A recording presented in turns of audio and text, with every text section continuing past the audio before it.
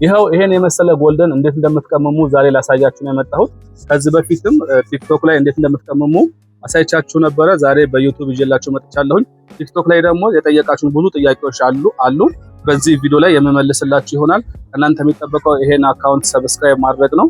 ታዲያ ዳይ ወደ ቪዲዮ እንሂድ። ሰላም እንዴት ናችሁ? ዛሬ ይዤላችሁ የመጣሁት የጎልደን ቅመማ እንዴት እንደምንቀመም ነው። አብዛኞቻችሁ ከዚህ በፊት ቲክቶክ ላይ ፖስት አድርጌ ነበረ። ብዙ ጥያቄዎች ነበራችሁ። ከዛም ጥያቄዎች አንዱ ይሄ ሁሉ ወጪ የምናወጣ ከሆነ ለምን ጎልደን የሚሸጣል እሱን አንገዛም የሚል ጥያቄ ነበራችሁ። እንዲሁም ደግሞ ለምንድነው እነኚህ መጠቀም ያለብን የሚሉ ጥያቄ ስለነበራችሁ ይሄንን ቅመማ እየቀመምኩኝ እያንዳንዱ ምላሽ የምሰጥ ይሆናል። ቪዲዮን እስከ መጨረሻ አብራችሁ ተከታተሉ። ይሄን የዩቲዩብ አካውንት ሰብስክራይብ አድርጉ። ሰብስክራይብ ያላደረጋችሁ እንግዲህ ነግሬያችኋለሁኝ። የኛ 316 ሶፋ ስቲል ነው። እንዲሁም ደግሞ ሲልቨር ከለር አለን። እዚህ ጋር እንደምታዩት ልክፈትላችሁ። ይሄኛው ሲልቨር ከለር ነው፣ ሙሉ ነው፣ 1 ኪሎ ነው። ይሄኛው ደግሞ ላከር ነው። ላከር ምንድነው ጥቅሙ?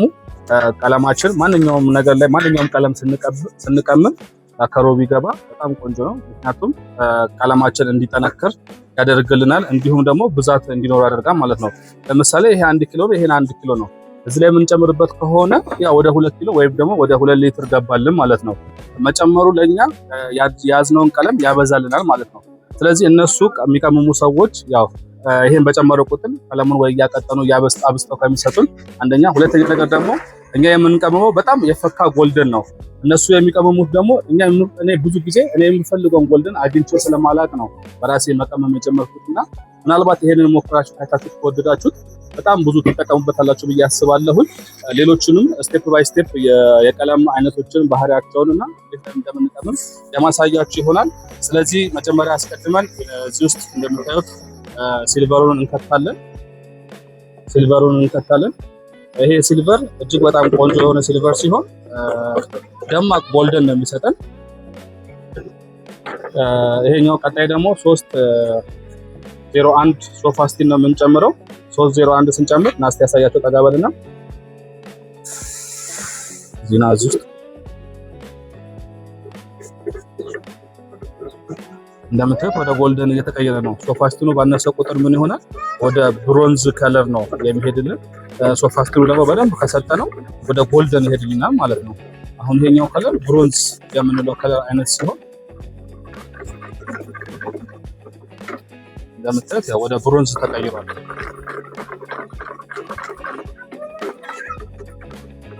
ብዙ ጊዜ ብሮንዝ ከለር የምትፈልጉ ከሆነ ምን ታደርጉታላችሁ? ያው የሚፈልግ ሰው ስላለ ሶፋ ስቲሉ ማሳነስ ነው። ሲልቨሩ በዛ ሲል ወደ ብሮንዝ ከለር ይወስድላችኋል።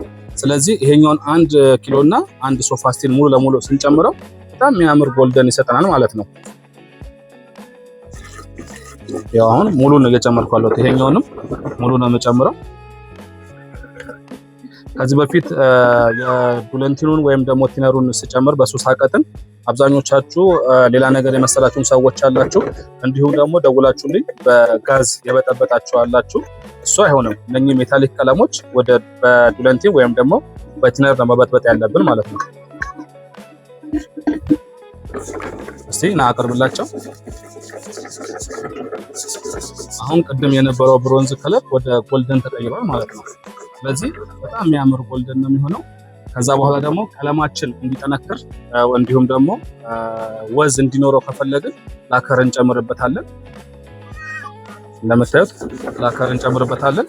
እነኚህም በምንጨምርበት ሰዓት ላይ ምንድነው ሊትሩም እየጨመረ ነው የሚሄደው። ወደ 1 ኪሎ የነበረውን ወደ 2 ኪሎ ጨመርን ቁጥር ኪሎ ወይ ደግሞ ሊትሩ እየጨመረ ነው የሚሄደው ማለት ነው። እንደምታዩት አሁን ላከር ጨምረንበታል። ምንም ብለን ተጠቀምን። ሶፋ ስቲል ላከር ሲልቨር ከለር የጨመርነው እጅግ በጣም የሚገርምና ወዝ ያለው ጎልደን ቀመመናል ማለት ነው። ይሄኛው ጎልደን ለምን ይጠቅመናል? ለአልጋዎች እንዲሁም ደግሞ ለብረታ ብረቶች ይሄ ዲኮር ለምትሰሩ ለብረት ስራ ላይ መሆን ይችላል። አብዛኞቻችሁ ምን ብላችሁኛል? ብረት ላይ ወዙ ይጠፋል ከጊዜ በኋላ ይደበዝዛል የሚል ሀሳብ ሰጣችሁ ነበረ።